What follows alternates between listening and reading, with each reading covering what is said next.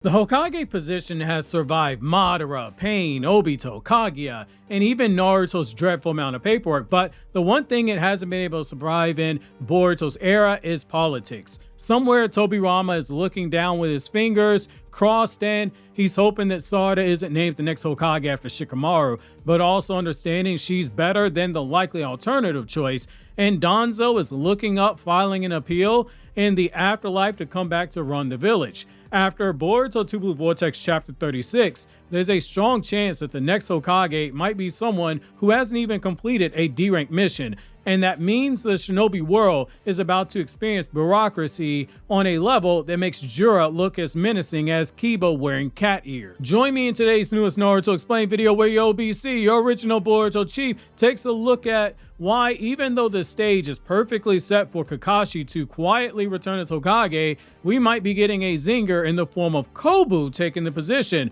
Also, if you haven't already, make sure to check out the chapter review, which is linked in the description box and in the end credits for those who haven't seen it just yet. Also, continuing this experiment, here's your regular AI score and feedback for those who incorrectly are under the assumption that basic sentence structure, similes, flowery writing means AI writing.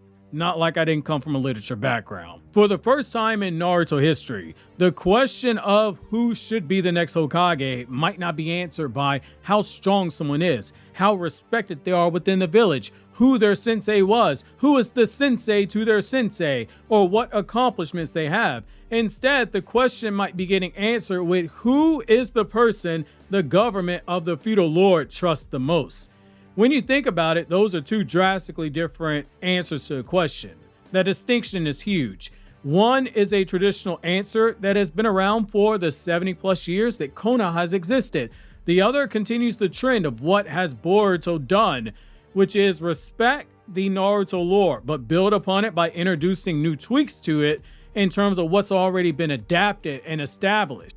The idea sounds blasphemy. The Hokage position, it is sacred. When you name the Hokage, you go from Hiruzen, the goddess shinobi, Tobirama, the creator and the innovator, the visionary, the revolutionary, Hiruzen, also a goddess shinobi and nicknamed the professor, Minato, the yellow flash, Tsunade, the slug princess, Kakashi, the copy ninja, Naruto Uzumaki, the Otsutsuki slayer, and then you have Shikamaru, the strategic mastermind. Now picture following all that up in your mind with Kobu, the pencil pusher, the bean counter, who never picked up a kunai before, and if he did, his hands are so soft they would immediately get calluses by picking one up. That's where we're potentially headed after everything that's transpired.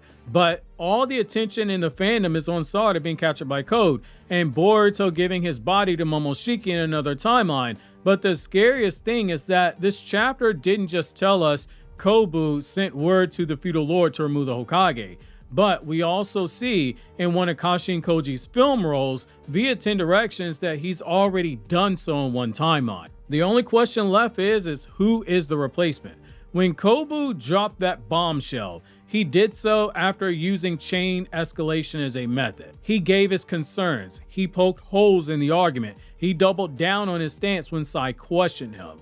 He alluded to there being more traitors. He capped it off by saying he's already told the feudal lord that Shikamaru needs to go, and it won't be a problem to have him stripped of his position. That's a chilling distinction that the story made. Kobu didn't say he was thinking about it. He said he already took action, meaning in the days since the Mamushi battle, he did exactly what he told Shikamaru when Boruto saved him. His investigation wasn't over, and now he's leaving with Shikamaru's scalp. The wheels are already turning. Shikamaru, at least from Kobu's perspective, has crossed a line that you can't ignore. While he did say it was possible that Shikamaru is being forced to go along with Boruto, the fact remains he's helping the Hokage killing traitor in his eyes. The fact remains, we know the other villages were questioning Shikamaru's leadership when it came to getting revenge for Naruto, to the point where Gaara stepped out of the Kazekage office and led a team to hunt down Boruto, but he ran into Matsuri instead. For Kobu, nothing about Boruto coming and going in the village makes any sense. Nothing about his escape from the village makes sense. Nothing about the lack of urgency from the Hokage makes sense. To an outsider, that looks like collusion, a cover-up, a conspiracy.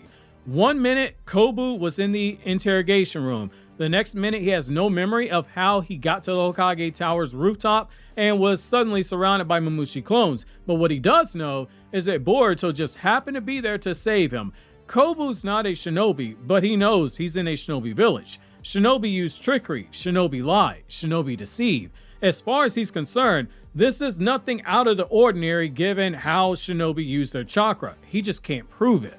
Kobu is that dog who is sniffing around the forest, and he knows he's close to picking up a trail. We as the audience know Boruto is innocent, that Shikamaru had evidence his memory was altered, and has to fight daily omnipotence telling him just accept Boruto isn't Naruto's child, but he has to tell his mind he believes otherwise, and trust in Boruto. Kobu doesn't know that, and if you told Kobu that, he wouldn't believe you. Just like people never believed Sarada during that 3-year time skip. If you're Kobu, what conclusion are you supposed to reach given all these circumstances of evidence? It's not sexy, but sometimes Occam's razor is the only answer, which is the simplest answer is the only one that you need. Let's use a real world example. Imagine you're a general and someone super high up in the command starts making questionable decisions after you learn they had dinner with somebody with a spotty track record with another country. What's going to be your immediate thought? You're going to assume that they're compromised. That's Kobu looking at Shikamaru. Kobu had every logical reason to draw a conclusion that Shikamaru was not fit for the Hokage position anymore. Fans hate the guy, which means that Ikimoto's work has done exactly what it was intended to do. He's not supposed to be a likable character. He is an obstacle in the way of our hero Boruto by being a thorn in the side of one of Boruto's most important allies. It's a classic and extremely old storytelling technique being used here. A character has arrived at the correct conclusion, but they did so with incomplete information or wrong information. It plays on dramatic irony. We as the audience know that Kobu's right, that he's close, but he himself doesn't know what the missing puzzle pieces are to complete the picture. It's human nature. When you know that you're right and you can't prove it, it becomes hard to let it go. At that point, you either move on and divert your energy towards something more productive, or you double down on your suspicions and you keep looking for proof. However, if you take the latter approach, you have to make sure that your suspicions don't cause you to take the first source that gives you the answer that you wanted to hear. Kobu being the Hokage makes the most logical sense when you think about the seeds that the story has been planting from the very beginning of Boruto's story. When the feudal lord came to Konoha in part 1, why he met with Naruto was never told to us in the manga. All we were told was that they were meeting, and that when Tento was captured, we get our first reference in Naruto's manga ever to Hosuki Castle, the prison for ninjas that people to this day still think is anime only. That was dropped in the manga continuity of the story as well. That was one seed planted. You were conditioned to understand the feudal lord met with Naruto, and it was stressed that Naruto couldn't keep the feudal lord waiting even when Naruto was getting updates about the Mujina bandits. The power dynamic was on display. Most people overlooked it. Later on in the story, we learned that Konoha had recently had its military budget cut by the feudal lord because Shikamaru is warning Naruto, don't bust down that door because we don't have the funds to replace it. Bureaucracy. Why continue to pay top dollar for a shinobi military when there aren't any open cold wars because the nations are all getting along now? Why continue paying top dollar when mission demand is lower than it's ever historically been? Think of it from the feudal lord's perspective. You subsidize the village. Konoha on its own doesn't generate enough money to sustain itself, and the village itself is built on land that your family has owned. Your ancestor was the one who allowed Hashirama to even begin construction of the village. People forget Hashirama had to get permission to even establish Konoha. Using another real-world example, I run a couple of businesses away from YouTube. One, I'm a co-owner with family, and the other is my own personal private business. There are times where I'll be forced to run a negative on my business, either for tax reasons, to bring my income down to a lower tax bracket so I pay less when every April rolls around, or because I'm thinking long term and I'm investing. At some point though, ROI, return of investment, has to come into play. Now take all of that and apply it to the feudal lord. You're spending the same money for diminishing returns. You're going to cut the purse strings in order the village to operate on a bare bones budget. Now you have a Hokage who, by the feudal lord's own words, hasn't been able to catch one lousy rogue ninja. After 3 years, the strongest of the 5 villages hasn't been able to find Boruto. All these special shinobi, all the prestige that Konoha ninja have, where it's generally accepted that a jonin in Konoha is much stronger than the standard jonin from other ninja villages. They can't find one person. On a personal level, you're pissed off because Naruto was a friend and his replacement you agreed to put in place, Shikamaru, on top of not officially taking the Hokage title even 3 years later, and at the same time still using the authority of the position. He hasn't produced results. At some point you ask yourself, if you're the feudal lord, would you accept that? I don't know about you, I wouldn't.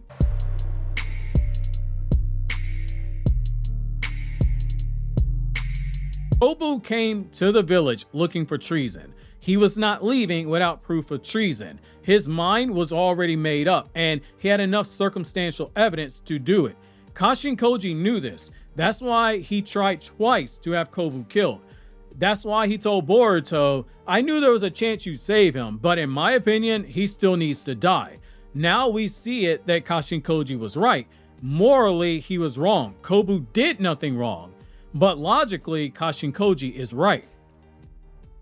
Naruto as a story has always had political subplots in the manga, but they were mostly in the background. But we saw Kishimoto try to experiment with it via Tsunade's frustrations with the elders, and how the elders, even in part 1, weren't too high on Tsunade taking the position. They wanted Jiraiya to take it. And you had the Danzo subplot in the 5 Kage summit. He tried to take a page out the book of one of the mangaka that inspired him, Togashi, who in both Yu Yu Hakusho, a classic, and Hunter x Hunter introduced political subplots each story, which the 13th chairman arc of Hunter x Hunter is a classic. I'll die on that hill. It was just cursed with coming off the heels of one massive action-packed arc that was also extremely dark. Ikimoto took that aspect of Naruto and made the political subplot more prominent, balancing it while also not taking away from the action, but giving the political stuff enough breathing room to actually be fleshed out over the span of several years. Seeds for all of this were planted 9 years ago in real life. Those seeds are finally blossoming. Reason 100 why with monthly manga you have to be patient and wait for the payoff, because the release schedule is the release schedule. Complaining about it doesn't change that the story is cooking a filet mignon, which takes time versus that deep fried bullshit that you get from a fast food restaurant. Just as the filet has juices and a tender meat and has its seasoning, the political subplot just had the knife cut into it to see how tender it is, see if it's ready, and now we're watching those figurative juices begin to flow. All we're waiting for now is for the story to take a bite once it's been pulled out that narrative oven.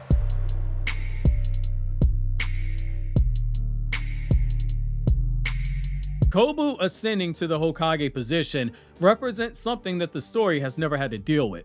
A civilian in charge, civilian oversight. The shinobi answering to him won't feel happy at all, and it's understandable. I've worked jobs where I've been more qualified than my bosses, and I even did my boss' job at one job. I had to bend over and take it until I found another job that paid me my worth and gave me the opportunity I wanted. Konoha shinobi don't have that luxury if Kobu is the Hokage. In fact, it's an indictment on Naruto's Hokage, for being honest. I know the Naruto fans are going to be pissed off with me. I'm going to tell you, hold your panties for a second and listen to what I'm saying. Being Hokage isn't just about being the strongest or running the day-to-day duties of the village. It's also about grooming your successors. Hashirama had Tobirama in the rings, and he originally wanted Madara to stay as well. Tobirama had Hiruzen and Danzo. Hiruzen had Minato. He also had Jiraiya and Orochimaru waiting in the rings. Minato died a year into his term, so he gets a pass. Tsunade had Kakashi in place, and she outright told Jiraiya she was grooming Naruto for the position because she told Jiraiya in time, so too will Naruto be ready. Kakashi had Naruto being groomed further after the war. That was a project because of how stupid Naruto was, but he also promoted 3 pillars as a backup to groom them as well in case Naruto didn't meet the moment. Shikamaru and Sakura were canonically the first people Kakashi ever promoted to Jonin. Which, as a reminder, Naruto was never made a Jonin in the manga continuity. In the anime, it was a gag scene that was a conditional promotion incumbent upon Naruto passing an exam that he never did. That's the joke, Naruto studying. Naruto is a dumbass when it comes to books. Sai was the 3rd person promoted, given a special rank within the Anbu Black Ops. The sword of the village in Naruto is being groomed. The brain of the village in Shikamaru was being groomed. The healer of the village in Sakura was being groomed. The eyes and the ears of the village in Sai was being groomed. Naruto didn't set anyone else up, despite having been Hokage for several years by the events of Naruto chapter 700. And then 2 years later, when Boruto part 1 takes place. Nothing in the manga suggests he was preparing Konoha for that role. Sarada aspired to be Hokage, but she was still finding herself as a ninja, and she didn't have enough experience to even begin the grooming process. All of Kakashi's pillars, they're tainted as well.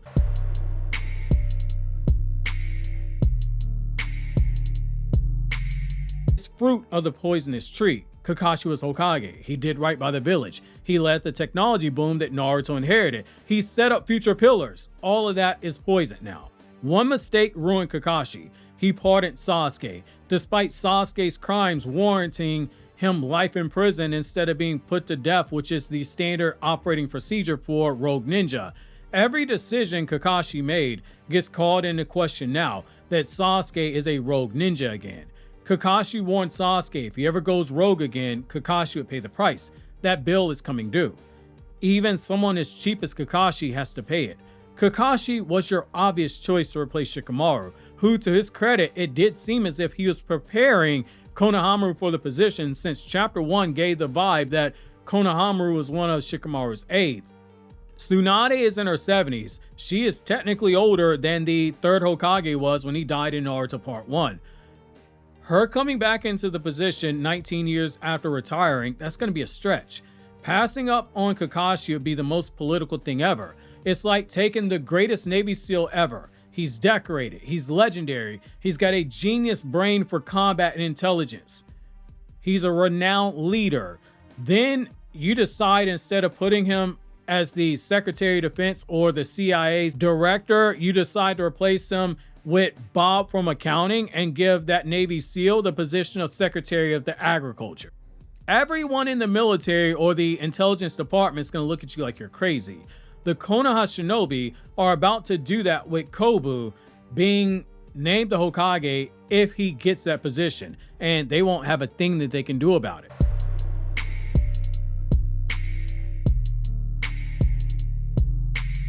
The man who writes the checks for the village is going to make the call. Take it from somebody who worked in politics for 6 years.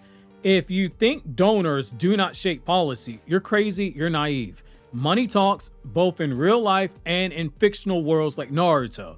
What's best for the people you're meant to serve isn't always the first thing in mind.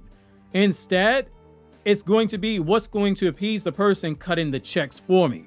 For Kobu, again from his perspective, how could he trust any shinobi in the village to be Shikamaru's replacement when he himself believes there are Konoha shinobi working with Boruto? Appointing someone else runs the risk of maybe you made a mistake. Maybe someone else is working with Boruto and you missed it and that person became the Hokage. It's a quagmire at that point. Occam's razor again comes into play. The best way to make sure the new Hokage isn't compromised is to pick someone who isn't dirty. The only person you know who isn't working with Boruto beyond a reasonable doubt is yourself. This may sound radical, but it's not an unprecedented thinking. If you study history, this has happened before. When governments lose confidence in military leadership, new blood is brought in. Sometimes it's short term, sometimes it's for the long haul, sometimes it's for good reasons, sometimes it's because someone had their hand in the cookie jar and is double dipping, or they're appeasing their donors by picking someone they otherwise wouldn't.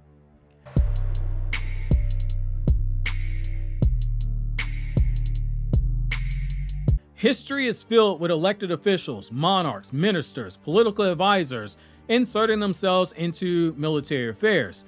Sometimes they're drastically underqualified for their role compared to their predecessor. Money buys power. Kobu is backed by the guy with the biggest bag in the series. Ninja use chakra. Feudal lords use bankrolls. Big Bank takes Rasengan every time in the political realm. While Kakashi is a choice and does pay off Ikimoto's wording about Kakashi being a big spoiler in the same interview where he talked about Himawari also having a bigger role in the story later on, it should be worth noting, given the fruit of the poisonous tree example, Kakashi returning as Hokage would effectively see one of the most popular characters in the series having his balls held by Kobu. Personally, both outcomes, they strengthen the story. If I were an editorial assistant in that room, I'd argue for Kobu being Hokage due to the instant raising of the stakes and conflict that it brings. It makes the moment where the words "the age of the shinobi" hit that much harder because a non-shinobi was Hokage when it happened. That's symbolic. That's cinema. Obviously, if you enjoyed this video, consider subscribing. Click here on the left, check out that chapter review, or click here on the right to check out this video. YouTube says you would definitely enjoy watching.